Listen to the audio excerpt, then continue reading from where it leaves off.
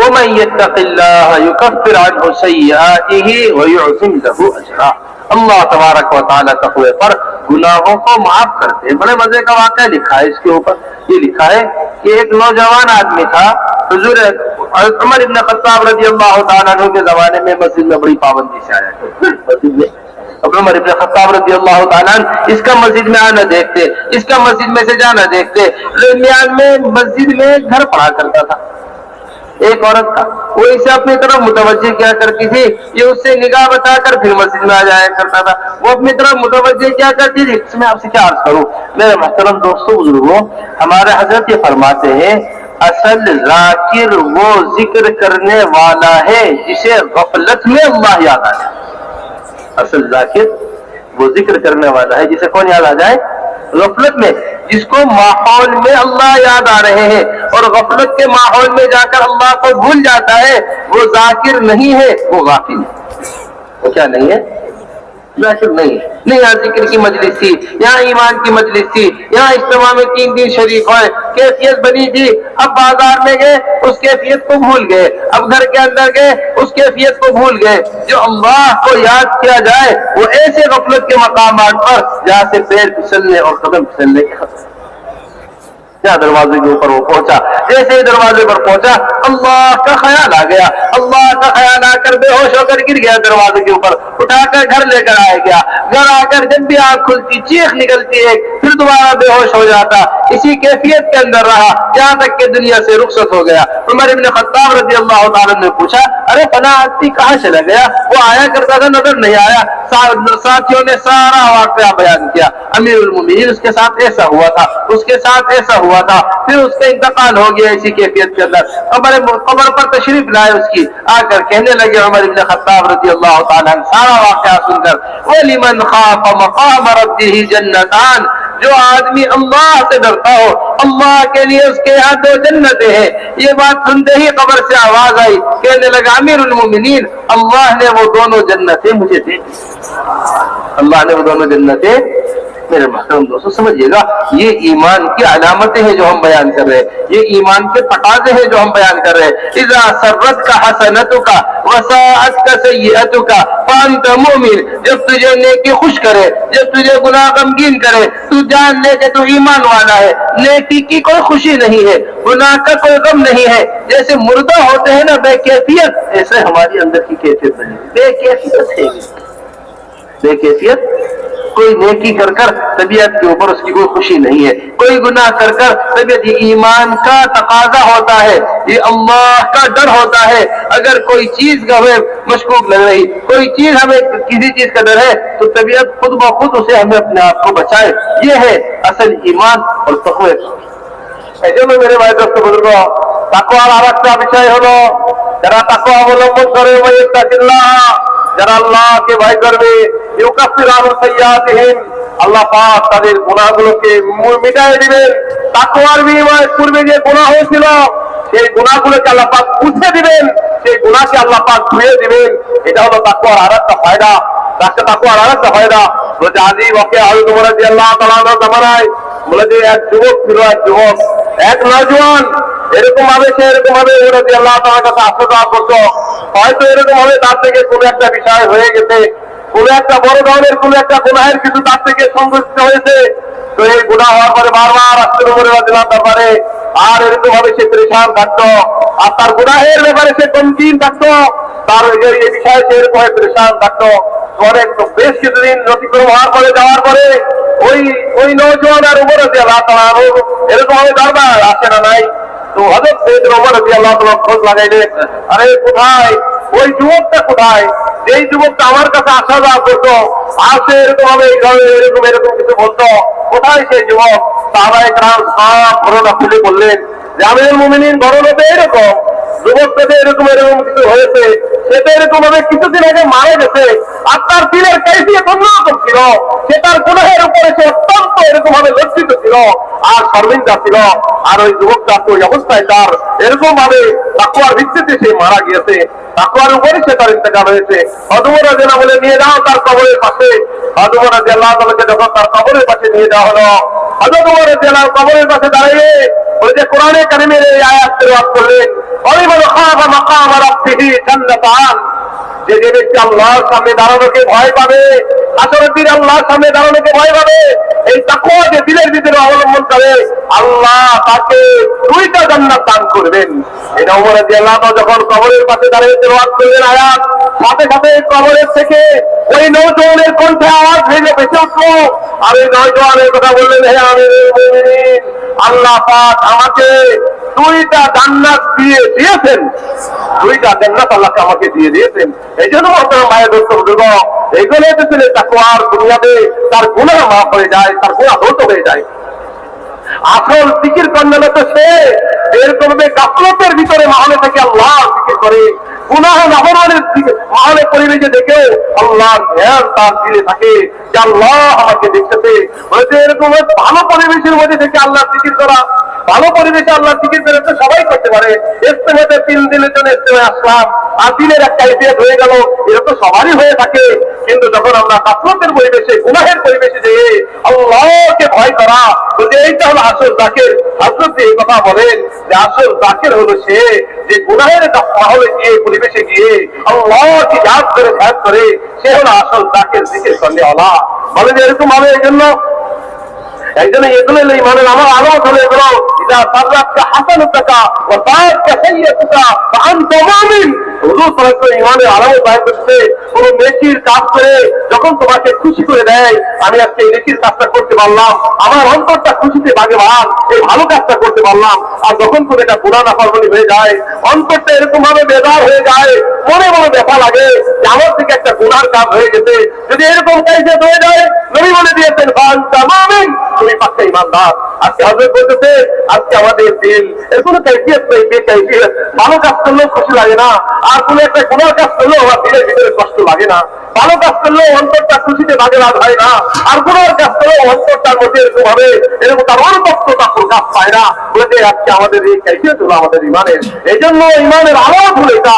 ইমান চিনতে হবে, ইমানের আলামত বুঝতে হবে যে আমার নেত্রীকে আমাকে খুশি করে দেয়, আর আমার গুনাহ আমাকে বেজার করে দেয়, তাহলেই আমি ইমানদার। এটাই হলো ইমানের আলামত। फिर मेरे मोहतरम दोस्तों बुजुर्गों, तमाम तर तकवे की इंतहा, तमाम तर बुजुर्गी का निचोड़, तमाम तर नेकियों का खुलासा जो है वो इत्तिबाए सुन्नत के अंदर है। देखिए हमारी बात समझिएगा अच्छी तरीके से। तमाम तर कामयाबी और नेकियों की जो चोटी है, नेकी की जो चोटी है वो क्या है? हाँ, इत्तिबाए सुन्नत। बड़े मजे की बात मज़ाहिर साहिब मिरकात ने लिखी है, यह तफसीर मज़िया तफसीर मज़हरी के अंदर लिखी हुई है। देखा कि एक आदमी अल्लाह का वली है, एक आदमी साहिर है, इन दोनों के दरमियान फर्क कैसे मालूम हो? एक आदमी का हवा में मुसल्ला उड़ता है, अब ये शहर के जोर पर हवा में उड़ रहा है, ये अल्लाह का वली होने की वजह से हवा में उड़ रहा है। ये फरमाया, ये देखो कि इत्तिबाए सुन्नत है या नहीं है। अगर सुन्नतों की इत्तिबा नहीं है तो ये साहिर हो सकता है, अल्लाह का वली नहीं हो सकता। ये क्या हो सकता है? साहिर हो सकता है। क्या नहीं हो सकता? अल्लाह का वली नहीं हो सकता। सबसे बड़े मजे की बात हज़रत जी मौलाना यूसुफ साहब रहमतुल्लाह अलैह सुनाया करते थे, फरमाया करते थे, जब मैं छोटा सा था तो अब्बा जी मेरे से कहा करते थे, मौलाना इलियास साहब रहमतुल्लाह अलैह, ए यूसुफ कुतुब बनना चाहता है? कुतुब, अब कुतुब का मकाम बड़ा ऊंचा होता है कि अब्बा जी कुतुब बनने के वास्ते तो सुना है बड़े वज़ाइफ होते हैं, कुतुब बनने के वास्ते सुना है बड़े औराद होते हैं, ऐसा मकाम होता है, ऐसा मकाम होता है, यहाँ पहुंचने कोई आसान काम? फरमाया, जहां हुजूर अकरम सल्लल्लाहु अलैहि वसल्लम की सुन्नतों को मिटाया जा रहा हो, तुम वहां हुजूर अकरम सल्लल्लाहु अलैहि वसल्लम की सुन्नतों को जिंदा करो, अल्लाह तुम्हें कुतुब और अफ़ज़ाल के मकाम के ऊपर पहुंचा दे। देखिए, एक है इत्तिबाए सुन्नत, एक है इहयाए सुन्नत। इन सुन्नतों का जिंदा करना मुखालिफ माहौल में जो इहयाए सुन्नत पर 100 शहीदों का सवाब है। शारिहीन हदीस इस हदीस के ज़ैल में ये लिखते हैं कि इस वजह से है कि इहयाए सुन्नत वाले को बार बार तकलीफ उठानी पड़ती है। ہاں جی تمہاری شادی ہمارے ماحول کی شادی کے مطابق نہیں ہے، تمہارا لباس ہمارے یہاں کے لباس کے مطابق نہیں ہے، تمہارا رہن سہن ہمارے یہاں کے رہن سہن کے مطابق نہیں ہے، تمہارا گھر ہمارے گھر ہماری برادری کے گھروں کے اعتبار سے نہیں ہے۔ جب اس کی زندگی میں حضور اکرم صلی اللہ علیہ وسلم کا طریقہ غیروں کے مقابلے میں آتا ہے، آنے والی تکالیف پر ملنے والا اجر اسے اس مقام کے اوپر پہنچا دیتا ہے۔ اس واسطے میرے محترم دوستو، حضرت اقدس مولانا ابو الحسن علی الندوی رحمۃ اللہ علیہ کی بات بڑی عمدہ بات ہے۔ فرمایا کرتے تھے جتنی بھی دنیا کے اندر اقوام ہیں، ان ساری قوموں کی ترقی آگے بڑھنے کے اندر ہے۔ ان ساری قوموں کی ترقی کس میں ہے؟ آگے ہر چیز نئی ایجاد ہوتی ہے۔ آج کے ایجاد کرنے والے کل والوں پر ہنستے ہیں، کل والے آج والوں پر ہنسیں گے۔ یہ جتنی چیزیں ایجاد ہو رہی ہیں، باطل آلات، باطل مشینیں، باطل پھیلانے کی چیزیں، لہو و لعب کے راستے، یہ سمجھے گا ہماری بات اچھی طریقے سے۔ ہمارا حضرت فرماتے ہیں ان سب کی یہ سب دجل ہے، اس کی انتہا دجال پر ہو جائے گی۔ یہ سب کیا ہے؟ دجال ایک نظام لے کر آئے گا مستقل طور پر، ایک اشارہ کرے گا کھیت کٹ جائے گا، ایک اشارہ کرے گا کھیت اگ جائے گا، ایک اشارہ کرے گا کھیت کٹ جائے گا، ایک اشارہ کرے گا کھیت ساتھ چلنے لگے گا، ایک اشارہ کرے گا یہ اس کی جنت اس کے ساتھ ہوگی، اس کی دوزخ اس کے ساتھ ہوگی، لیکن جو اسے ایمان کے نور سے دیکھے گا وہ ماں سے پڑھتا بھی لکھا ہوا پہچان ہے۔ میں آپ سے کیا عرض کروں، ہمارا حضرت یہ فرماتے ہیں کہ جس طرح ایمانی نظر سے دجال کو دیکھنے والا اس پر کافر لکھا ہوا پہچان لے گا، اسی طرح جتنے باطل پھیلانے کی چیزیں ہیں اگر آج کا مسلمان اسے ایمانی نظر سے دیکھے تو اس پر کافر لکھا ہوا پہچان سکتا ہے۔ اس پر کیا لکھا ہوا؟ سمجھیے بات کو، ایک واحد قوم ایسی قوم ہے ساری اقوام کے درمیان میں مسلمان، جس کی ساری ترقی پیچھے ہٹنے کے اندر ہے۔ اس کی ساری ترقی کس میں ہے؟ پیچھے ہٹنے کے اندر۔ یہ اخلاق کے اعتبار سے پیچھے ہٹے، معاملات کے اعتبار سے پیچھے ہٹے، رہن سہن کے اعتبار سے پیچھے ہٹے، زندگی گزارنے کے ہر شعبے میں پیچھے ہٹتے جس دن یہ حضرات صحابہ رضی اللہ مجمعین پر پہنچ گئی، جس دن یہ حضور اکرم صلی اللہ علیہ وسلم پر پہنچ گئی، اس دن یہ اپنی اصل منزل کو پہنچ گئی۔ اس دن یہ کہاں پہنچ جائے گی؟ اپنی اصل۔ اس واسطے میرے محترم دوستو، سب سے بنیادی چیز وہ اتباع سنت، حضور اکرم صلی اللہ علیہ وسلم والی سنتوں کا اختیار کرنا ہے۔ এই জন্য মেরে ভাই দোস্ত বুজুর্গ তাকওয়ার সাথে সাথে আমার যেটা অর্জন করতে হবে সেটা হলো ইত্তেবায়ে সুন্নাত। সব থেকে বড় বুজুর্গি আর সব কিছুই এরকম ভাবে সব কিছুই এরকম নিহিত আছে হুজুর আকরাম সাল্লাল্লাহু আলাইহি ওয়াসাল্লামের সুন্নতের ভিতরে, রাসূলের সুন্নতের ইত্তেবার মধ্যে রয়ে গেছে। এরকম ভাবে যে ওলি আর কাফের মানে এই দুইজনের চেনার উপায় কি? বলে যে একজন কাফের সে ইচ্ছা করলে বিভিন্ন রিয়াজত মুজাহাদা করে ইচ্ছা করলে যে বাতাসে উঠতে পারে, বলছে বাতাসে উড়ে যাওয়ার মধ্যেই বেলায়েতের দরজা না, যদি সে ইত্তেবায়ে সুন্নাত যদি করে না থাকে, রাসূলের ইত্তেবা যদি না হয়ে থাকে, রাসূলের সুন্নতের ইত্তেবা যদি করে না থাকে, তো আসমানে যদি ওড়ে একজন কাফের উঠে এরকম ভাবে বাতাসে হাওয়ায় উঠতে পারবে, বললে হতে পারে, কিন্তু এটা আল্লাহ পাকের ওলি হওয়ার কোনো দলিল আর প্রমাণ নয়। আল্লাহ পাকের ওলি আর এরকম ভাবে আল্লাহ পাকের ওলি হওয়ার এরকম ভাবে আলামত হচ্ছে নবী আকরাম সাল্লাল্লাহু আলাইহি ওয়াসাল্লামের নূরানি পাখিরা সুন্নতের ইত্তেবা করা। এইটাই হলো আসল জিনিস, ইত্তেবায়ে সুন্নাত। এইটা করে যদি সে কেরামতি দেখায় তাহলেই সেটা তার কেরামতি হবে, অন্যথায় এটা কুফর হয়ে যেতে পারে, কাফিরতে এরকম কিছু করে দিতে পারে। এই জন্য হযরত ইউসুফ রাহমাতুল্লাহ আলাইহি তখন একবারে ছোট ছিলেন, তো ওনার আব্বা হযরত ইলিয়াস রাহমাতুল্লাহ আলাইহি ওয়াইল কবরকে আল্লাহ পাক নূর দিয়ে ভরে দেন, আমিন। এরকম ভাবে ইলিয়াস রাহমাতুল্লাহ আলাইহি এরকম ভাবে নিজের ছেলেকে বলতেছিলেন ইউসুফ রাহমাতুল্লাহকে যে বেটা ইউসুফ ছোট ছিল যে তুমি কি কুতুব হইতে চাও? কুতুব অনেক বড় মর্যাদা, অনেক বড় মাকাম কুতুবের, তুমি কি হইতে চাও? তো হযরত ইউসুফ রাহমাতুল্লাহ ছোট ছিলেন, বললেন আব্বা এটা কুতুব হইতে তো অনেক কষ্ট করা লাগে, অনেক মুজাহাদা, অনেক চেষ্টা করা লাগে, এরপরেই না গিয়ে কুতুব হওয়া লাগে, আমি এত তাড়াতাড়ি কেমনে কুতুব হয়ে যাব? বলে যে কুতুব হওয়ার রাস্তা আমি তোমাকে বলে দেই।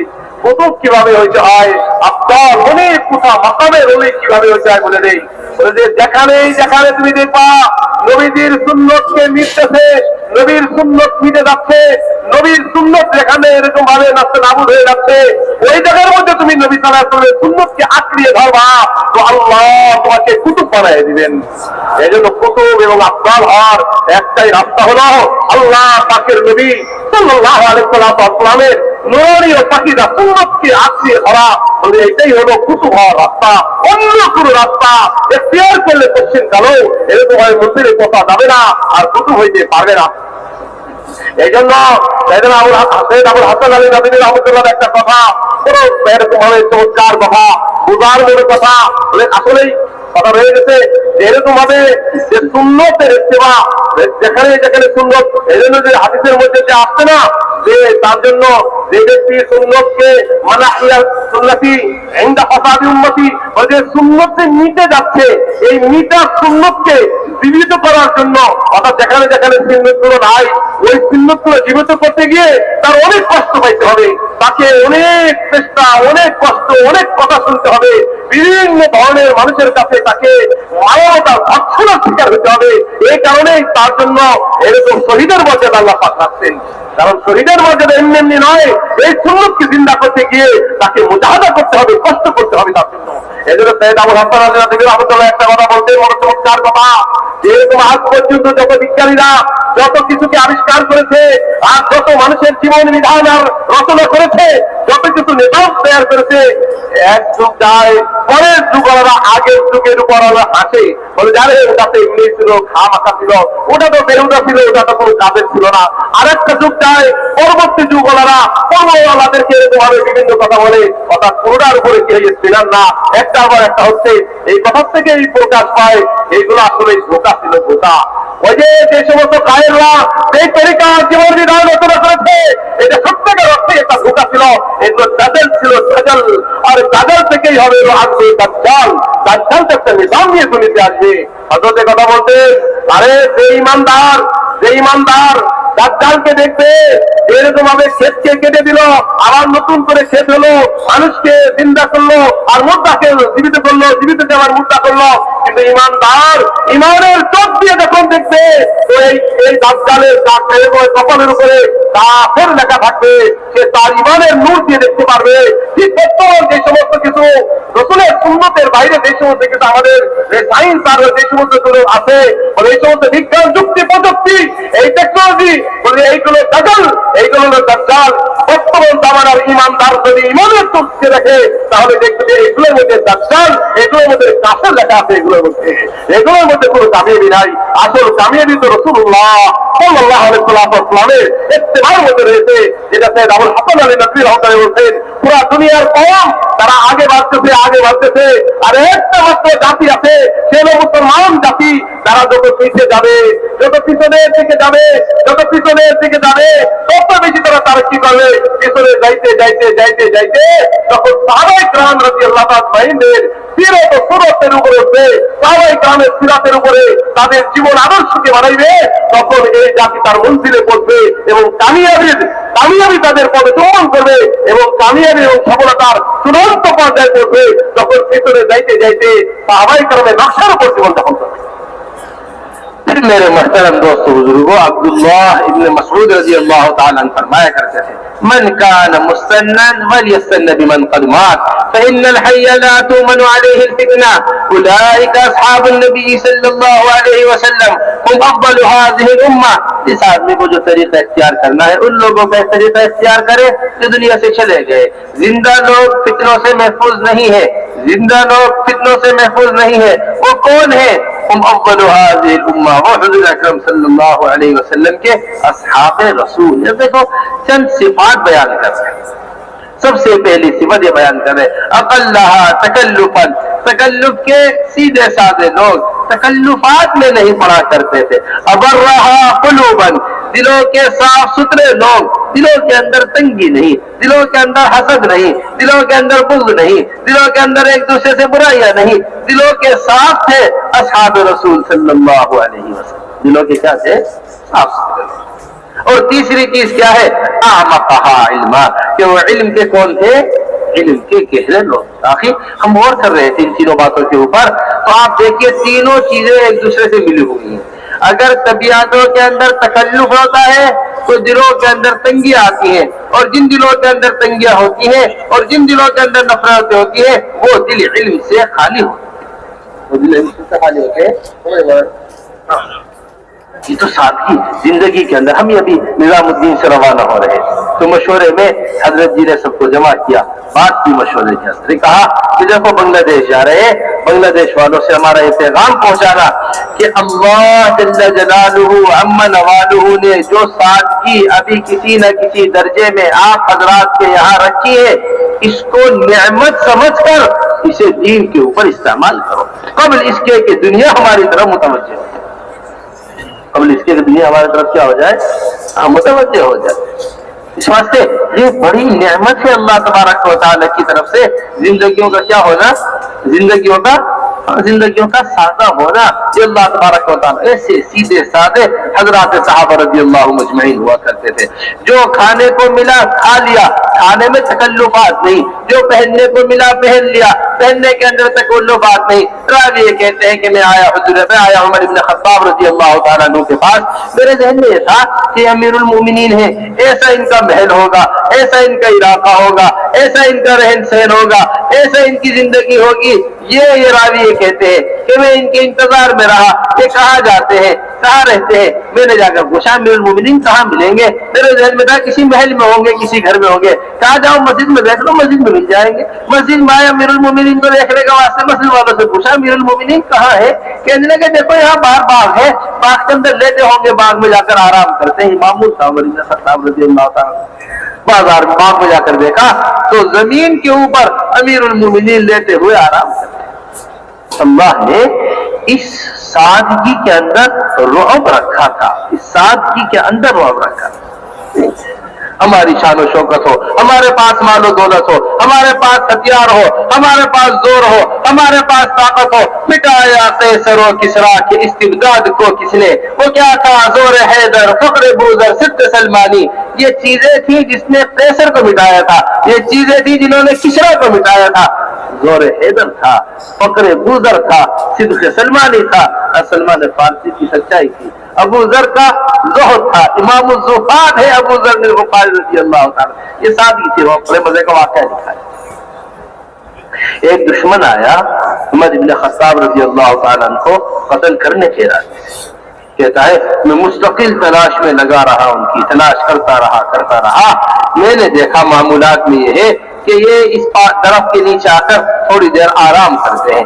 آیا میں آ کر میں اس درخت کے اوپر بیٹھ گیا انتظار میں کہ امیر المومنین آ کر آرام کریں گے، جیسے ہی یہ سوئیں گے میں اوپر سے خنجر لے کر ان کے اوپر حملہ کر دوں گا۔ دیکھتا کیا ہوں امیر المومنین سو رہے، جیسے ہی میں نے اترنے کا ارادہ کیا ایک شیر جنگل سے نکل کر آیا اور آ کر امیر المومنین کے پاس، ایک شیر نکل کر آیا اور آ کر کہاں بیٹھ گیا، امیر المومنین عمر بن خطاب رضی اللہ تعالیٰ عنہ کے پاس بیٹھ گیا۔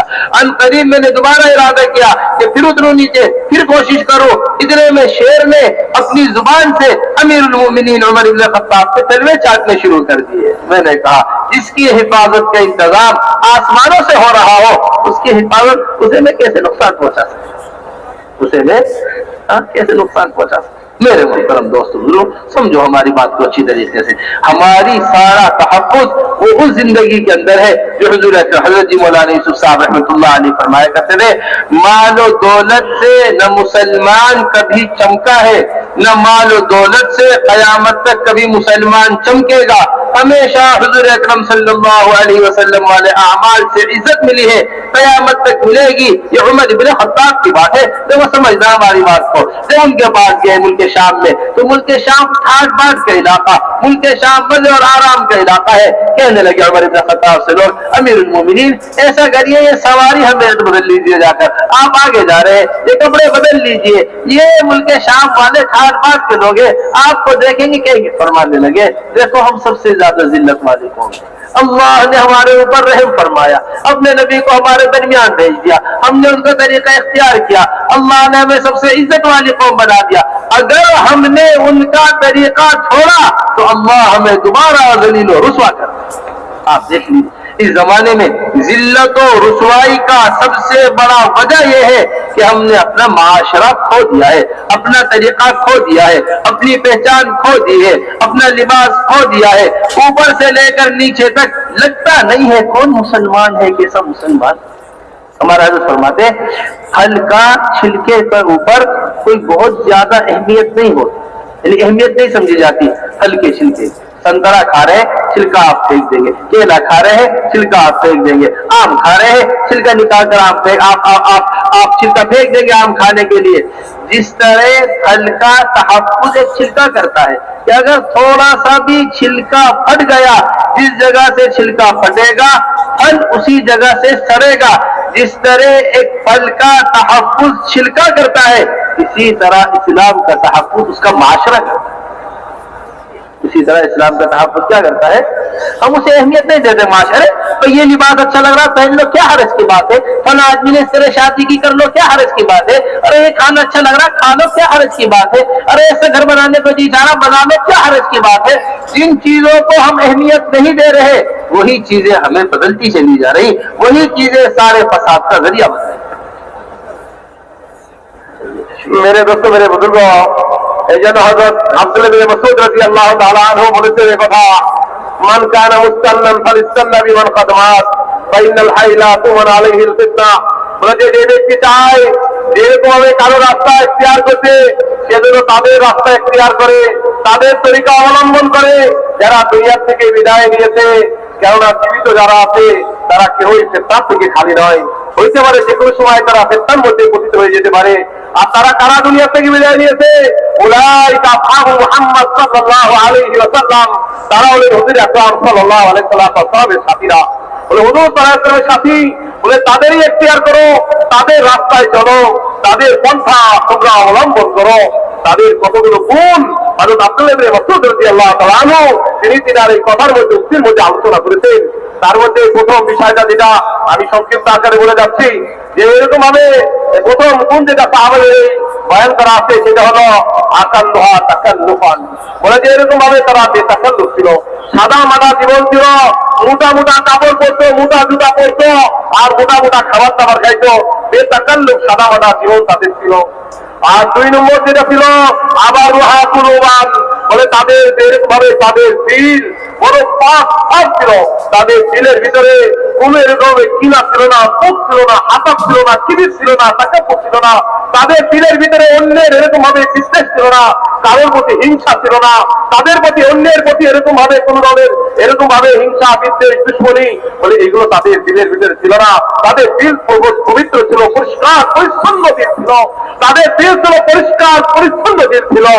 আর 3 নম্বর তাদের আরেকটা গুণের কথা বলা হয়েছে এলমান, বলে তাদের এলেম বড় গভীর এলেম ছিল, এলেমের গভীরতা ছিল, অনেক গভীর এলেম তাদের মধ্যে ছিল। বলে যে এই 3টা জিনিস হযরত এরকম ব্যাখ্যা করতে গিয়ে বলেছিলেন একটার সাথে আরেকটার একটা সম্পর্ক আছে। যখন এরকম ভাবে মানুষ সাদা মাটা কেসে বের হয়, সাদা সিধে হয়, তো সাদা মাটা হওয়ার কারণে তার দিলটা পরিষ্কার হয়। আর দিল যখন পরিষ্কার হয় তখন এরকম ভাবে তার দিলের ভিতরে এলেম এসে হাজির হয়। আর মানুষ যখন এরকম ভাবে বানান সংগ্রহ করে, সাদা মাটা হয় না, বিভিন্ন ধরনের এরকম ভাবে বিভিন্ন ট্রেডিশন, বিভিন্ন ফ্যাশন যখন চলে আসে, তখন এরকম বিভিন্ন ধরনের তৈরি করে, তো দিলের মধ্যে এরকম ভাবে ময়লা আবর্জনা জমা হয়। আর যার দিলের মধ্যে ময়লা আবর্জনা জমা হয়েছে, এই দিলের মধ্যে কখনো এলেম কখনো তার দিলের ভিতরে আসতে পারে না। এদের একটা আরেকটার সাথে সম্পর্ক আছে। এই কথা বলতে গিয়ে হযরত মাস্টার একটা কথা বলে দিয়েছেন, যখন এরকম ভাবে বাংলাদেশে আসে জামাত নিজামুদ্দিন থেকে আসে, তো হযরতজি বাপ নামাজ বরকাতুহু এই কথা হেদায়েতের কথা বলে দিয়েছে যে বাংলাদেশ ওয়ালাদেরকে এরকম ভাবে যাও দেশে দেশে আর এদেরকে এই কথা বোঝাও। আর এখন কেননা এই বাংলাদেশ ওয়ালাদের মধ্যে এখনো আলহামদুলিল্লাহ সাদা মাটা ওরা জিন্দেগি তাদের জীবনে আছে। তারা সাদা মাটা জীবন যাপন করে, সহজ সরল জীবন যাপন করে। বলে যে যতক্ষণ সহজ সরল জীবন যাপন করবে ততক্ষণ এরকম ভাবে আল্লাহ তাদের থেকে কোনো না কোনো দরজায় কাম দিতে থাকবে। এই জন্য মোহতারাম ভাই দোস্ত বুজুর্গ, যে সাহাবায়ে কেরাম রাদিয়াল্লাহু আজমাইনদের এই গুণাবলীগুলো ছিল। হযরত ওমর রাদিয়াল্লাহু তাআলা আনহু আমিরুল মুমিনিন খলিফাতুল মুসলিমিন ছিলেন। বলে যে কোনো একজন ব্যক্তি আগন্তুক ব্যক্তি মদিনায় আসলেন, আর যে মুসলমানদের খলিফা না জানি কি শান শওকতের মধ্যে আছে, বলে একটু দেখি তার মাহল কেমন হবে, কোন বালাখানায় সে থাকে, তার এরকম ভাবে কোন ভবনটা কেমন হবে একটু দেখে আসি। তো বলে যে কোথায় আমিরুল মুমিনিন? বলে যে হইতে পারে দেখো মসজিদের মধ্যে সম্ভবত আছে। এরকম হবে যে মসজিদের মধ্যে গিয়ে জিজ্ঞেস করতে আমিরুল মুমিনিন কোথায়, মুসলমানদের অর্থদানের খলিফা কোথায়? বলে সম্ভবত কোনো দুপুর বেলায় খেয়ে দিয়ে কোনো গাছের নিচে হয়তো আরাম করতে গেছে, এরকম ভাবে গাছের নিচে হয়তো শুয়ে আছে। আমিরুল মুমিনিন খলিফাতুল মুসলিমিন, তার জীবন কি সাদা মাথা জীবন, এরকম ভাবে মসজিদে হয়তো রয়েছে অথবা বাইরে গিয়ে কোনো গাছের নিচে এরকম ভাবে শুয়ে আরাম করতেছে, একটা জুতার উপর আরেকটা জুতা মাথায় দিয়ে ঘুমায় রয়েছে। বলে কোনো একজন দুশ্মন এসে তাকে হত্যা করার নিয়ে আসলো, তলোয়ারকে কোষমুক্ত করলো, এইভাবে অর করবে হত্যা করে এমন একটা প্ল্যান নিচ্ছিল। এমন অবস্থায় আল্লাহ একটা বাঘ পাঠাই দিলেন, আর এই তো একটা সিংহ আসলো, সিংহ আসার পরে ওই লোকটা যখন দুশ্মন যখন তার উপরে হামলা করার জন্য চিন্তা করলো, এই তখন এই সিংহটা উমরের রাস্তায় করে পায়ের তালুতে টাকা শুরু করলো, অর্থাৎ জায়গায় দেওয়ার জন্য চেষ্টা করলো। তখন এই দুশ্মন ভাবলো, আরে এই ব্যক্তিকে হেফাজত করার জন্য আল্লাহ জঙ্গল থেকে সিংহ বানিয়ে দিয়েছে, আমি কিভাবে এই লোকটাকে হত্যা করতে পারি? কেউ কখনো তা সম্ভব নয়। বলে দুশ্মন আকার থেকে সরে চলে গেল। এই জন্য এরকম ভাবে শের করতেন, কবিতা বলেছেন যে এইরকম ভাবে মুসলমান তো আয়েস আশ্বাস দিয়ে আফিজ আশ্বাস দিয়ে পশ্চিম কারো দুনিয়ার মধ্যে বিজয় নিতে পারে নাই। ও কেসটা কাইসার রোম পারস্য এগুলোতে বিজয় হয়েছে সাদা মাথা জীবনের দ্বারাই। চারজন সাহাবীর জিন্দগি বলছেন এক একজনের এক একটা সিফাত, তার মধ্যে বলতে এরকম আবু বকর গিফারী রাদিয়াল্লাহু তাআলা সুহুদ ও সালাত, এরকম ভাবে হায়দার আলী রাদিয়াল্লাহু তাআলা হায়দারি তলোয়ার, বলে এই সমস্ত সালমান ফারসি রাদিয়াল্লাহু তাআলা সিফা, বলে এই সমস্ত সিফাত গুলো দ্বারাই সাদা মাথা জীবন, সত্যতা, সাদাকাত ও আমানত, বলে এই জিনিসগুলো যখন মুসলমানের জীবনে থাকবে, যে মুসলমানের কেসটা কাইসার দুনিয়ার সব থেকে বড় বড় সুপার পাওয়ারকে বিজয় আনবে, এটা তো বিজয় করতে পারবে যদি মুসলমানদের মধ্যে এই গুণাবলীগুলো থাকে। এই জন্য মূলকে সামনে গেছেন এরকম ভাবে তখন কেই বললেন যে এরকম আপনি ওই এলাকার লোক দাঁত ভাবে থাকে, আপনি পোশাকটাকে একটু পরিবর্তন করে একটু সুন্দর পোশাক পরে ওই এলাকায় যান। অসম্ভব, আমি রাসূল সাল্লাল্লাহু আলাইহি ওয়াসাল্লামের সাথে থেকে সেই রকম জীবন যাপন করা শিখছি সাদা মাথা, এই সাদা মাথা জীবনেই যে আমি যাবো। আমরা তো দুনিয়ার অপদস্থ কওম ছিলাম, আমরা অপদস্থ কওম ছিলাম, আল্লাহ আমাদেরকে ইজ্জত দিয়েছেন রাসূলের সুন্নতা সাদা মাথা জীবনের কারণে। এখন যদি রাসূলের এই সুন্নত সাদা মাথা জীবন ছেড়ে দিয়ে ওই কেসটা কাইসারের মধ্যে এরকম ভাবে দাঁত ভাবের জীবনে কেয়ার করি, তাহলে আল্লাহ পাক আমাদেরকে এই জায়গার মধ্যে ইজ্জত করে দিবেন। এই জন্য ফলের সিলকা যেটা আছে, সিলকা তো এরকম জরুরি কিছু না, কলা খাই সিলকা ফেলায় দেয়, এরকম ভাবে আমরা আম খাই আমের উপরে সিলকাটা ফেলায় দেই, এরকম ভাবে আমরা অন্য কিছু খাই সিলকা ফেলায় দেই, এটা অত গুরুত্বপূর্ণ তো কিছু না। কিন্তু হযরত যে কথা বলেন সিলকাও প্রয়োজন পড়ে, কারণ যদি ওই জায়গা থেকে ওই উপরে সিলকা কি বলো, সিলকাটা কি বাংলা বলবো, বলে যে উপরে যে চুষাটা আছে সিলকাটা আছে, এটা যেই জায়গা থেকে ফেটে যাবে ওই জায়গার মধ্যে ফলটা এরকম ভাবে নষ্ট হয়ে যাবে, পচে যাবে। ইসলামী মুআশারাত এটা বহুত বড় গুরুত্বপূর্ণ একটা জিনিস। যেই জায়গার মধ্যে মুআশারাত নষ্ট হবে ওই জায়গার মধ্যে দ্বীনটা নষ্ট হতে থাকবে, তার দ্বীন ইসলামটা নষ্ট হবে। বলে যে আরে কিভাবে সম্ভব, বিয়ে শাদী নেতা এগুলো এই জামানায় কি আর এই সাদা মাথা আর ইসলামী মুআমারাত কি এটা সম্ভব? বলে যে এটা তো ওই সময়টা ছিল, আমরা বর্তমান জামানার যুগের তাল মিলাই। বলে যুগের তাল মিলাইতে গিয়ে যদি আমি আমার মুআশারাতকে নষ্ট করলাম তাহলে বুঝতে হবে ওই জায়গার মধ্যে আমি আমার দিনটাকে খারাপ করে দিলাম। এই জন্য সাদা মাথা মুআশারাত এই যে ইসলামের মধ্যে অনেক গুরুত্বপূর্ণ একটা বিষয়, এই ব্যাপারেও আমাদের ইসলামী শিক্ষা দেয়, আমাদের এদিকেও খেয়াল করতে হবে। हम मजमूई एतबार से ऐसे गड्ढे में गिरे हुए हैं या ऐसे जाल में फंसे हुए हैं कि जिससे निकले बगैर आने वाले हालात दूर नहीं है। हमारा की मिसाल देते हैं, बल्कि हदीस शरीफ में मिसाल है। 3 आदमी सफर कर रहे हैं, 3 आदमी सफर करते हुए एक गार में तीनों ने कयाम किया। जब गार में कयाम किया तो ऊपर से पहाड़ गिरा, एक बड़े पत्थर ने आकर गार के मुंह बंद, बड़े पत्थर ने आकर गार का मुंह क्या कर दिया, बंद कर दिया। जब गार का मुंह बंद हुआ तो अब तीनों ने कोशिश की, निकलने का कोई रास्ता नहीं बना, तो तीनों ने अपना एक अमल पेश किया। देखो ये असल बात समझ लीजिए, कैसी तरह समझिएगा हमारी बात। اور تینوں نے تو نئی عمل کی نئی اختیار کی اور تینوں نے باطل کرنے کا عمل پیش کیا، معاشرے کے اعتبار سے، اخلاق کے اعتبار سے، معاملات کے اعتبار سے یہ تین لائن کے عمل پیش کیے۔ শেষে ওই মা বাবা ছিল তারাই ভাবছে এই একটা আমল খাচ্ছিল, এই কথাই বলতেছি হয়তো অনেক খোয়া খোয়া তাহলে মাঝে করছে যেহেতু হবে মা আসছে তো আমরা আইন পালনের মধ্যে যেমন করি যেমন গরু ছাগল এটা তাদের জীবন আজকে আমাদের মানুষের মানবতা জীবনে হয়ে গেছে। যারা তোমরা আর গরু ছাগল যেমন জানে না তার মাকে তার বাপকে জানে না, মা বাবার সাথে এরকম আচরণ করে না, স্কুলে করে না, আজকে আমরা মানুষে মা বাবাকে বিধ্বস্ত করে পাঠায় দিচ্ছি, তারা মৃত্যু হয়ে গেলে তাদের কোনো দামও আমরা দিচ্ছি না, তার মা বাবা অনেক বড় জিনিস। একদিন আমরা আবু বকর সিদ্দিক রাদিয়াল্লাহু তাআলা আনহু এবং ওমর ফারুক রাদিয়াল্লাহু তাআলা আনহু দুজন মিলে হুজুর সাল্লাল্লাহু আলাইহি ওয়াসাল্লামের সাথে কথা বলতেছিলেন, নবীজিও কথা বলতেছিলেন। কথা বলতে বলতে একটা সময় নবীজি সাল্লাল্লাহু আলাইহি ওয়াসাল্লামের আওয়াজ একবার উচ্চ হয়ে গেল, একবার আওয়াজ জোর দিতে আস্তে হয়ে গেল। দুজনে বললেন ইয়া রাসূলুল্লাহ, এতক্ষণ তো আপনি মোটামুটি নজরেই কথা বলতেছিলেন, এখন কেন আপনার আওয়াজ এত উঁচু হয়ে গেল? হুজুর সাল্লাল্লাহু আলাইহি ওয়াসাল্লাম বললেন যে আব্বাস দেখুন, আব্বাস আমার কথা আব্বাস বলতে চাচ্ছে কথা। আল্লাহ আমাকে বলেছেন যে তোমার চাচা আব্বাস যখন তোমার কাছে আছে তো তুমি তখন উঁচা আওয়াজে উঁচু করে কথাবার্তা বলো না, কেন হাদিসের মাঝের মধ্যে আসছে চাচা তো বাবার মতোই, এটা হাদিসের কথা, চাচা তো বাবার মতোই, চাচার আদব। আজকে কোথায় আমাদের চাচার আদব, কোথায় আমাদের এরকম ভাবে আত্মীয় স্বজনের ভাব, আমাদের প্রতিবেশীর ভাব, বড় ভাইয়ের ভাব, মার ভাব, বাবার ভাব, প্রতিবেশীর ভাব, কোথায় তার ভাব? আজকে আমরা কারণ কোন অধিকার, কারণ কি ভাব, তার সাথে কি মামলা করতে হবে, তার সাথে কি খারাপ, তার সাথে কি আখলাক, এটা আমাদের নাই। ইসলামের অনেক বড় একটা শিক্ষা, ইসলামের অনেক বড় একটা তালিম, যেন তার মামলা ছাড়া তার আখলাক বলে মায়ের হাতের ব্যাপারে হাদিসে পাকের মধ্যে আসছে এক সাহেবকে জিজ্ঞেস করে ইয়া রাসূলুল্লাহ, আমার হক কার উপরে, কার উপরে আমার এরকম বলে কার হক বেশি আমার উপরে? বলে তোমার মায়ের হক। বলে ইয়া রাসূলুল্লাহ কার উপরে কার হক? বলে তোমার মায়ের হক। ইয়া রাসূলুল্লাহ কার উপরে কার হক? বলে তোমার মায়ের হক। এর চতুর্থবার জিজ্ঞেস করলেন কার হক? বলে তোমার বাবার হক। তো মায়ের হক তিনবার করে বললেন, বলতে মা তিন সময় এত কষ্ট করে, এই তিনটার কষ্টের একটাও বাবা করে না। একটা হলো তোমাকে তোমার মা গর্ভ ধারণ করেছিল 9-10 মাস, সেটা বাবা করে নাই, বড় কষ্ট করেছিল মা। এরপরে যখন তুমি দুনিয়াতে ভূমিষ্ঠ হয়েছিল, ওই ভূমিষ্ঠ হয়েছিলে ওইটা কষ্ট করতে হতা যে তোমার মা চেয়েছিল, যেটা আর কেউ করে নাই, এইটা আর একটা ভাব। আর তোমাকে এরকম ভাবে 2 বছর যাবত তোমাকে দুধ পান করাইছিল, ওই সময়টার যে কষ্টটা এটা তোমার বাবা মা উন্নত করে নাই, এই 3 কষ্ট করেছিল তোমার মা, এই জন্য এই 3টা হাত তোমার মার রয়ে গেছে, তোমার হলো বাবার হক। আজকে আমাদের মায়ের হাত রয়ে গেছে, এটা আজকে আমাদের জানা নাই।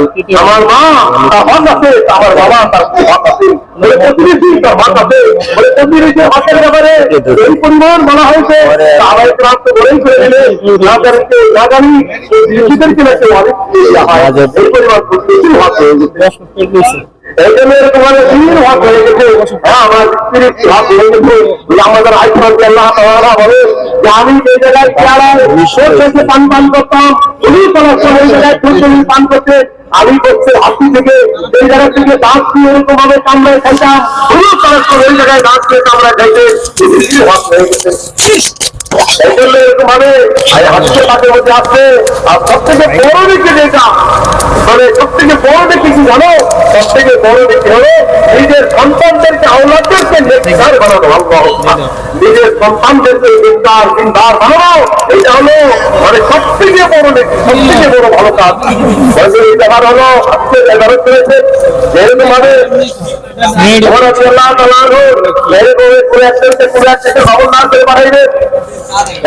রেখে দিয়েছে, আর গভর্নর সাহেব গভর্নরি করবে, সব লেখা হয়ে গেছে। আল্লাহ তাআলা একটা এরকম দস্তখত থাকবে, এই অবস্থায় ওনার একটা মেয়ে করে আসলো, কোলের মধ্যে এসে বসলো, ওই মেয়েকে আদর করা শুরু করলেন, আর সোহাগ করতেছিলেন, ত্যাগ করতেছিলেন। আজকে আমরা আমাদের সন্তানদেরকে আদর করা শিখি, তাদেরকে দিনদার বানানো শিখি, তাদেরকে এরকম ভাবে নেককার করা শিখি। অনেকক্ষণ যাবো এই বাচ্চাকে ত্যাগ করতেছিলেন, গভর্নর সাহেব কাছে বানানো নব নবনির্বাচিত যাকে বানাচ্ছে গভর্নর বলেছে, সে একটু বিরক্ত হয়ে বললো যে এর কারণে আপনি আমিরুল মুমিনিন তিরুমরাবাদী দিলেন। আপনি এত কষ্টকার করে দেন, আমার তো 12টা সন্তান, আমি তো কোনো আমার সন্তানদেরকে এরকম প্যার আদর করি নাই। এই কথা যখন বলছে সাথে সাথে আমিরুল মুমিনিন ওমর রাদিয়াল্লাহু তাআলা কি করলেন, ওনার গভর্নরের যেইটা তাদের পুরো টান দেখিয়ে ভাইয়ে ওনার গভর্নরের শেষ করে দিলেন। বলেছেন না না, তোমার গভর্নর বানানো যাবে না, সে নিজের সন্তানকে আদর করতে পারে না, প্রভাব করতে পারে না, সে তার প্রজাদেরকে কিভাবে আদর প্রভাব করবে, তার প্রজাদেরকে সে এরকম মহব্বত করতে পারে না। তার গভর্নর এখানে রাখেন, আপনি সামনে রাখেন, আমি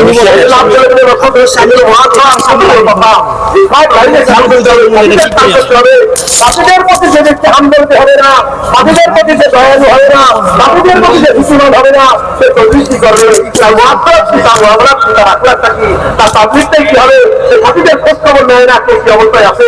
আল্লাহ তাআলা আনহু উনি একবার আসলেন যে বছর আল্লাহ তাআলা আনহু উনি ঘর বানাইতেছিলেন, বাড়ি বানাইতেছিলেন। তো বাড়ি বানাতে কিভাবে বাড়ি বুঝাইতে হবে, কোনদিকে দরজা কয়টা ক্যামেরা হবে, কোনদিকে জানানো হবে, এটাই ওরা তারা যারা দেখতেছিলেন। তো আর এক ব্যক্তি এরকম ভাবে করতে বলছে, আমিরুল মুমিনিন আপনি এত গুরুত্বপূর্ণ ব্যক্তি, আপনি আরেক ব্যক্তি ঘর বানাচ্ছে, সেটার পিছনে গিয়ে দেখতেছেন কে কেমনি ঘর বানাচ্ছে। তারপরে তো ওরা এমন না ধরে রাত করতে পাথর ছিল এই জায়গার মধ্যে উঠায় একবারে তার মাথা হারায় অতিক্রম করে তুমি কি বলো যে আমার সাথী ঘর বানাচ্ছে, আমি দেখবো না, তুমি আমার আর আমার সাথে ভাগ করে তুমি এরকম নিজের সৃষ্টি করতে পারছো, দ্রুত সৃষ্টি করতে পারছো। কত বড় কথা, আজকে আমার সাথে খেয়াল করতে হবে, আমার সাথীর প্রতি দরদি হতে হবে, আমার সাথীর প্রতি আলাদা দেখাইতে হবে, যে তাহলেই তো আমার মামলা আমার জিন্দগি হবে। এই জন্য আমার রাদিয়াল্লাহু তাআলা আনহু আল্লাহু আকবার হুজুর আকরাম সাল্লাল্লাহু আলাইহি ওয়াসাল্লাম বলতেন, আরে এই উম্মতের ফিরাউন হলো আবু জাহেল, এই উম্মতের ফিরাউন হলো আবু জাহেল, ওই আবু জাহেলের ছেলে হলো ইকরামা। ওই ইকরামার ব্যাপারে অনেক কথা আছে, এখনো মুসলমান হয় নাই। শুনতে পারলেন যে ইকরামা আসছে, ইকরামা আসছে হুজুর সাল্লাল্লাহু কাছে, তখন হুজুর তার পাশে সাহাবীদেরকে বললেন, খবরদার ইকরামের কিছু বলো না, কারণ ইকরামের আত্মাকেও কিছু বলো না, গালি দিও না, কেননা তোমাদের সেই গালি যদি দাও আবু জাহেলকে তো মুদ্রা পর্যন্ত তো গালি পড়বে না, আর মৃত্যু আর যে জীবিত আছে তারপরে কষ্ট লাগে, এগুলো কিছু বলবা না। যখন ইকরামার কাছে আসলে হুজুর সাল্লাল্লাহু গায়ে চাদর ছিল, এমন অবস্থায় তার ইস্তেকবাল করলেন, আকাশ দেখাইলেন যে নবী সাল্লাল্লাহু আলাইহি ওয়াসাল্লাম এরকম ভাবে চাদর বিষয় দিলেন, আর ইকরামাকে নিয়ে বুকের সাথে জড়ায় ধরলেন, আর আদরের আখলাক দেখাই দিলেন। সাথে সাথে নবীজি সাল্লাল্লাহু আলাইহি ওয়াসাল্লামের এই আখলাক দেখে ইকরামা রাদিয়াল্লাহু তাআলা আনহু সে অপপদে বলে উঠলেন এই কথা বললেন, ইকরামাকে এই কথার এলান করে দিলেন, এই কথার এলান করে দিলেন। আজ পর্যন্ত আমি আমার ঘোড়াকে ইসলামের বিপক্ষে যে পরিমাণ দৌড়াইছি, এখন আমি আমার ঘোড়াকে ইসলামের পক্ষে তার ডবল পরিমাণ দৌড়াইব। আমার মালকে ইসলামের বিপক্ষে যে পরিমাণ খরচ করেছি, আজকে থেকে আমার মালকে ইসলামের পক্ষে তার থেকে ডবল খরচ করবো। ইয়া রাসূলুল্লাহ আপনি হাতকে বাড়াইলেন, আমি আপনার হাতে ইসলামের উপরে বায়াত গ্রহণ করবো। এই কিসের বিনিময়ে বলেছে, আখলাকের বিনিময়ে ইকরামের মতো ব্যক্তি আসছে, আর ঠিক তাই হয়েছে। সেই জন্য দিনকে এরকম ভাবে জিনিস আসছে, মামলাত, ওয়াসাত, আখলাক, এই তিনটা জিনিস যখন আমাদের জিন্দেগিতে আসবে, তাইদের জীবনে যখন এইগুলো আসবে, তখন আমাদের সমাজের মধ্যে পদের গতি আসবে এবং পুরা দুনিয়া আমাদের থেকে শিক্ষা দিবে, এই পুরা দুনিয়ার মামলাত, ওয়াসাত, আখলাকের উপরে ইসলামের এগুলো বিজয় লাভ করে। मेरे मोहतरम दोस्तों बुजुर्गों, बहुत बुनियादी चीज मामलात की दुरुस्ती है जो हमारी वास्तव कर जाना चाहिए। मामलात का अच्छा होना ये इस्लाम का तारुफ है। दूसरे ने जो अमल पेश किया था वो मामलात था, वो कि मैंने एक नौकर को काम पर रखा, वो मेरे पास से चला गया, मैंने उसकी दरख्वास्त को अपने यहाँ शरीक कर लिया, फिर वो मैंने उसे बहुत से ऊँट और बहुत से मवेशी हो गए, वो आया तो मैंने उसके हवाले सब कुछ कर दिया, एक मामला पेश किया, मामला पेश किया। इस वक्त हमारे यहाँ सबसे बड़ा मसला जो बना हुआ है वो मामला की खराबी है। वो मामला क्या है? हुज़ूर अकरम सल्लल्लाहु अलैहि वसल्लम ने जितने भी मुनाफिकीन की अलामतें बयान किए, उनसे वादा किया जाए वो वादा खिलाफी करते, अमानत रखवाई जाए अमानत से अंदर खयानत करते, ये جو منافقین کی صفات بیان کی گئی ہے یہ مومنین کو ان سے بچنے کے واسطے منافقین کی صفات بیان کیا ہو اس سے بچنے مومنین کے منافقین کی صفتیں ہیں ان سے بچنا چاہیے. ہماری کمائی صاف ستھری ہونی چاہیے. سود کا ایسا ماحول بن چکا ہے اور سود کا ایسا معمول بن چکا ہے کہ ہمیں اندازہ نہیں ہوتا ہم کن کلو کے اندر سود کو حرامی نہیں حدیث شریف کے اندر آتا ہے کہ ایک لقمہ سود کا کھاتا ہے 70 مرتبہ زنا سے زیادہ شدید ہے. 70 مرتبہ زنا سے زیادہ شدید ہے. ایک لقمہ سود کا کھا لینا. حضرت جی مولانا علی صاحب رحمۃ اللہ علیہ فرمایا کرتے تھے ایک لقمہ سمندر ہوتا ہے سمندر اور خیالات سے موتی ہوتے ہیں. ہمیں نہیں پتا ہم دعائیں مانگ رہے ہیں اے اللہ مغفرت فرما دے اے اللہ ہمیں مسائل حل کروا دے. راتوں کو اٹھ کر رو رہے اور اللہ تبارک و تعالیٰ فرما رہے کہاں سے تیری دعا قبول کر دو. تیرے جسم میں دوڑنے والا خون حرام کا خون ہے. تیرے جسم میں دوڑنے والا خون غلط خون ہے. ہمارے حضرت جی فرماتے جس طرح ہم جسم سے اوپر کی پاکی کی مستقل طور پر فکر کرتے ہیں اسی طرح جسم سے جس طرح ہم کھال کے اوپر کی پاکی کی مستقل فکر کرتے ہیں اسی طرح کھال کے نیچے کی پاکی کی مستقل فکر کرتے ہیں. پورے سال کے نیچے کی پاکی کی کیا ہے مستقل فکر. آپ دیکھیں ہاتھوں کی انسان کی بجائے ہوئی گاڑیاں ہوتی ہیں. یہ ڈیزل کی گاڑی ہے یہ پیٹرول سے نہیں چلے گی. اگر آپ نے پیٹرول ڈال دیا انجن اسے قبول نہیں کرے گا. یہ پیٹرول کی گاڑی ہے یہ ڈیزل سے نہیں چلے گی. اگر آپ نے ڈیزل ڈال دیا انجن اسے قبول نہیں کرے گا. جب انسانی ہاتھ کی بنائی ہوئی مشینیں دوسرے تیز سے چل نہیں سکتی پھر یہ اللہ کی بنائی ہوئی مشین حرام سے کیسے چل جائے؟ اللہ کی بنائی ہوئی مشین کیسے چل جائے؟ حرام سے چل جائے. اس کی کمائی کا کچھ احساس ہی نہ ہو اسے کچھ پتا ہی نہ ہو. صرف ایک لقمے کی تخصیص کر کر لقمہ کو منہ میں رکھنا یہ بنیادی ہے. ابو بکر رضی اللہ تعالیٰ عنہ کے منہ میں ایک مشکوک لقمہ چلا گیا. فوراً اپنے غلام سے منہ میں لقمہ جاتے ہی پوچھا یہ تم کہاں سے کما کر لے کر آئے تھے؟ میرا یہ کام ہوا تھا میں نے اس طرح اس لقمے کو کمایا تھا. فرمایا ہمیں اطمینان نہیں ہے اس لقمے کے اوپر. اب اس لقمے کو باہر کیسے نکالا جائے؟ ایک لقمے کو نکالنے کے واسطے طے کرنے کی کوشش کرنے لگے. لوگوں نے کہا یہ ایک لقمہ ہے یہ کیسے باہر نہیں آئے گا؟ پانی پیے پھر طے کیجیے. جس طرح ایک آدمی برتن کو دھوتا ہے اس طرح ابو بکر رضی اللہ تعالیٰ پانی پیتے رہے طے کرتے رہے یہاں تک کہ وہ لقمہ باہر نہ آ گیا.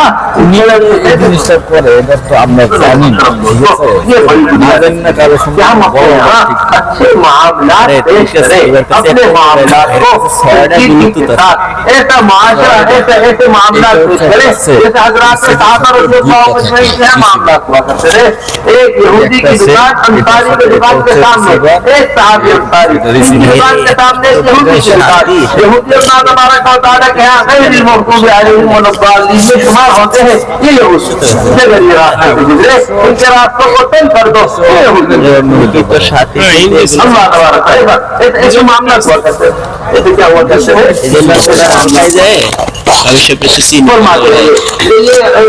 انصاری ایک صاحب آئے آ کر کچھ سامان خریدنے لگے. کہنے لگے دیکھو بھائی میں سے بیٹھا ہوا ہوں میں دیکھ رہا ہوں کہ اس سامنے یہودی کی دکان سے تم نے کچھ خریدا نہیں ہے. تم بجائے یہ سامان میری دکان سے خرید لیتے میرا دے یہودی ہے یہ جو سامنے دکان ہے اس کے یہاں سے خرید دو تاکہ اس کی بھی کچھ نہ کچھ کمائے. بالکل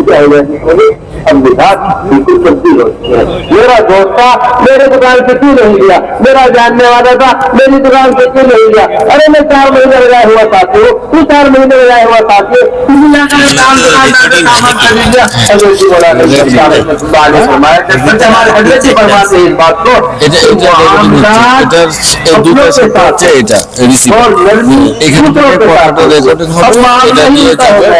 معاملات دوسروں کے ساتھ ہونے لگے نبیوں کے ساتھ ہونے لگے. معاملات جو دوسروں کے ساتھ لے جاتے ہیں تو اس سے امت نہیں بنتی اس سے فرقے بنتے ہیں. حضور اکرم صلی اللہ علیہ وسلم کا یہ مزاج تھا. حضور اکرم صلی اللہ علیہ وسلم اپنے لوگوں کے مقابلے میں دوسروں کے ساتھ نرمی کا معاملہ کیا کرتے رہے. اس نرمی کو دیکھ کر اپنوں کے ساتھ یہ جن میں سالہ رضی اللہ تعالیٰ کے ساتھ بالکل ایسے معاملہ ہے. زید بن ثانیہ نے خود مال دیا, حضور اکرم صلی اللہ علیہ وسلم کے پاس خود مال پیش کیا, خود ایک مدت متعین کروائی, مدت سے 3 دن پہلے آ گئے, حضور اکرم صلی اللہ علیہ وسلم کا گریبان پکڑ لیا, گریبان پکڑ کر دیوار کے ساتھ دھکا دیا حضور اکرم صلی اللہ علیہ وسلم کو. مدینہ منورہ میں عمر بن خطاب رضی اللہ تعالیٰ عنہ کے سامنے اللہ کے رسول صلی اللہ علیہ وسلم سے تو یہ کہے نعوذ باللہ ثم نعوذ باللہ, آپ معاملات আগে অনেক গঞ্জাম হয়েছে اجازت دیجیے میں اس کا ٹھکانے پہنچاتا ہوں, ابھی میں اس کا سر تم جاؤ جا کر اسے اتنی ساتھ کھجوریں زیادہ دو, اس وجہ سے تم نے سختی کا الفاظ کیے, اتنی کھجوریں زیادہ دی. زید نے پوچھا ہے کھجوریں کیوں زیادہ دی جا رہی ہیں, اور میں نے تمہارا ساتھ سب بول دیا تھا, فوراً کہنے لگے اشہد ان لا الہ الا اللہ واشہد ان لا الہ الا اللہ. میرے محترم دوستو, معاملات سے اسلام کا تعلق ہے. میرے بھائی میرے بکر مجھے تم دیکھتے چلو তার মধ্যে একজন তার মহামারাতে ঘুমাইছিল, হঠাৎ এরকম হবে একজন ব্যক্তিকে এরকম হবে কামলা হিসাবে নিয়েছিল, এরকম ভাবে কাজ করতো, তো দিন মজুর হিসেবে নিয়েছিল, ওই দিন মজুর তার মজুরি না নিয়েই সে চলে গেল. আর যখন সে চলে গেল তো এই ব্যক্তি কি করলো, আরে ও তো পাওনা টাকা তো দিল না, তার পাওনাটা দিয়ে সে এরকম ভাবে বকরি ছাগল বিভিন্ন কিছু ধরাতে পারছিল আর মাছ ধরে চলে গেল. ওই দেখে মহামারা হজরত বলতেছিলেন যে মহামারা অনেক বড় একটা বড় ধরেছি, আজকে আমাদের মহামালাটা এরকম ভাবে নষ্ট হয়ে গেছে, বলে যে এরকম ভাবে মহামালাটা খারাপ করে ফেলছি. এই জন্য মুনাফিকের আলামত হচ্ছে এরকম ভাবে তাদের এরকম ভাবে মহামালাকে নষ্ট করা, এটা কিয়ামতের আলামত. এই জন্য এরকম ভাবে মহামালা নষ্ট করে ফেললো. এরকম ভাবে আজকে পুরা দুনিয়ার মধ্যে সুদ আর ঘুষের মামলা এইরকম খারাপ মহল বলে গেছে যে পুরা দুনিয়াতে সুদ আর ঘুষ দিয়ে ভরে গেছে পুরা দুনিয়া. বলছে আমরা যে সুদ খাচ্ছি দিচ্ছি, বলছে পুরা দুনিয়ার সিস্টেমটাই এরকম হয়ে গেছে যে আমরা বুঝতেও পারতেছি না কোন ভাগ দিয়ে আর কোন দিক দিয়ে আমার সুদি কারবার হয়ে যাচ্ছে, আমার ঘুষ লেনদেন হয়ে যাচ্ছে, আমরা বুঝতেও পারতেছি না. অথচ এরকম ভাবে সুদের বলছে একটা আনাও যদি কেউ খায়, বলে যে মায়ের সাথে 70 বার লাখ থেকেও আরো বেশি হতো না. সুদের অল্প কিছুটাও এরকম ভাবে অনেক কঠিন থেকে কঠিন শাস্তির কথা আর গুনাহের কথা আসছে সুদের ব্যাপারে, কিন্তু আমরা বুঝতেও পারতেছি না যেভাবে সুদ ঘুষের লেনদেন আমাদের মধ্যে হয়ে যাচ্ছে. এই জন্য হজরতের কথা বলতে এর কথা যে আমরা শরীরের উপরে চামড়াকে যেরকম ভাবে পরিষ্কার করার চেষ্টা করি, ময়লা আবর্জনা করলে এটা সাবান কাপড় দিয়ে যেমন ধুয়ে পরিষ্কার করার চেষ্টা করি, আরে ভাই হয়তো এরকম ভাবে চামড়ার নিচেই যেটা আছে ওটাকেও তো এরকম ভাবে এরকম ভাবে পরিষ্কার পরিচ্ছন্ন রাখতে হবে. অর্থাৎ আমার মহামারকে পরিষ্কার রাখতে হবে, হালাল কামাইতে হবে, আর হালাল কামাই করে হালাল সেবা হালাল খাদ্য ভক্ষণ করতে হবে. এই জন্য আমার একটা লোকটাও যদি হারাম ভিতরে ঢোকে, বলছে একটা লোক হারাম ওইটা জাহান্নামে যাওয়ার জন্য যথেষ্ট হয়ে যাবে. এই জন্য বলা হয় যে এরকম ভাবে তোমার হারাম লোকমা যেটা আছে এইটা হলো সমুদ্রের মতো, আর তোমার চিন্তা হলো মণিমুক্তার মতো. যে ব্যক্তি হালাল খাবে তো তার চিন্তা চেতনা সুন্দর হবে, সঠিক হবে, আর যে ব্যক্তি হারাম ভক্ষণ করবে তার চিন্তার মধ্যে হতাশ চলে আসবে, তার চিন্তা চেতনার মধ্যে এরকম হবে দুর্বলতা চলে আসবে. এই জন্য এরকম ভাবে আমার চিন্তা করতে হবে যে আমার শরীরের মধ্যে যে বেদাটা যাচ্ছে এটা হালাল যাচ্ছে কি হারাম যাচ্ছে তারাই চিন্তা করতে হবে. কারণ দুনিয়াতে মানুষ মেশিন বানায়, যে মেশিন যদি ডিজেলের হয়ে থাকে ওটা ডিজেলতেই চালাইতে হয়, ওটার মধ্যে পেট্রোল দিতে যায় না. পেট্রোলেরটা যদি অপশন দেয় তাহলে চলে না. তো দুনিয়া মানুষের বানানো গাড়ি ডিজেলটা ডিজেল দেওয়া লাগে, পেট্রোল পেট্রোল দিতে হয়, অন্যথায় তার ইঞ্জিন ঠিক মতো চলে না, কাজ করে না, কাজ করে না. এই দেখো আল্লাহর বানানোর শরীর যদি আল্লাহ তাদের হালাল যদি আমাদের ছেলেমেয়েকে না আসে তো করতে চলো আমাদের গাড়ির উত্তর দিয়ে করতে পারে না. এই জন্য আল্লাহর কাছে আল্লাহ তাআলা আনহু ওনার এক গোলাম কিছু তালাই করে নিয়ে এসছে, আর গোলাম যারা একটা লোক দিয়ে দিল, গোলামকে জিজ্ঞেস করে তাকি করে এই তুমি কি খাদ্য খাওয়াই যে আমাকে কি খাবার, তোমাকে এইভাবে এইভাবে এইভাবে এইভাবে আমি তালাই করেছিলাম. তখন ওখান থেকে গেলাম প্রসন্ন হয়ে গেল, বলে না এই বন্ধুহীন জিনিস আমি আমার ভিতরে ঢুকতে দিব না. আস্তে করে সেরকমভাবে বমি করা শুরু করলো, বমি তো আসতে ছিল না, গোলাপে অল্প খেয়েছে, এরপরে পানি দেওয়া শুরু করলো, পানি পান করতে করতে নিরবস্থ হলো, ওই পানির সাথে রূপমা বেরিয়ে গেল, এমন অবস্থা তার পেটের যে পাকিস্তানি নেতা এটা ধুয়ে পরিষ্কার হয়ে ওইগুলো বের হয়ে আসলো, যাতে হারামের একটা দানও ভিতরে না প্রবেশ করে। তো তাহলে তার তো এটাই ছিল যে কোনোভাবেই করছেন দানও হারাম ভিতরে প্রবেশ করতে যেতে না।